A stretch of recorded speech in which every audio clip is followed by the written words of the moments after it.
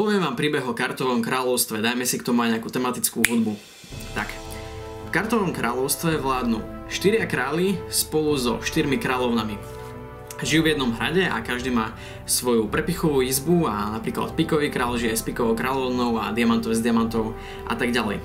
Večer mali v hrade party a keď už bolo všetko zjedené a všetky súdy vína vypité, tak sa zhaslo svetlo, zapla sa hudba a všetci začali tancovať a zrazu nikto nevedel, kde kto je a s kým tancuje.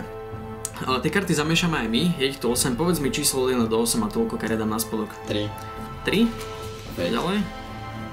5. 6. 1, 2, 3, 4, 5, 6. 4. Týmto to teda poriadne premiešame a že to je diváková voľba, preto si hovorí tie čísla. 1, tak? No. A ešte dá 1? 7. 7 a ešte ja tie karty premiešam takto troška náhodne, netuším koľko kariet tam dávam. Vlastne aj ty môžeš zobrať niekoľko kariet z vrchu, daj ich na spodok, výborne.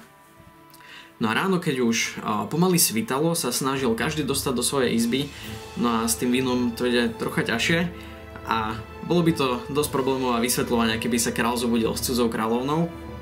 Ale oni dobre vedeli, s kým vládnu v Kartovom kráľovstve a tak sa ráno každý zobudil vedľa toho alebo tej svojej.